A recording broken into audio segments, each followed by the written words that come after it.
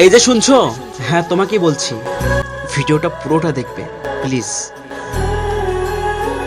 আমি যাকে মন থেকে চাইতাম, যাকে প্রচুর পরিমাণে ভালোবাসতাম, আজ সেই মানুষটাই অন্যের ঘরে। ওই মানুষটাকে আমার করে রাখতে চেয়েছি, তাকে অনেক বুঝিয়েছি, তাকে এত পরিমাণে বুঝিয়েছি, তাকে বোঝাতে বোঝাতে আজ নিজেকেই বুঝিয়ে নিয়েছি। বুকের ভিতর যে কষ্ট লুকিয়ে রেখেছি, সে যেন না বুঝতে পারে, তার জন্য আমি কষ্ট পাচ্ছি।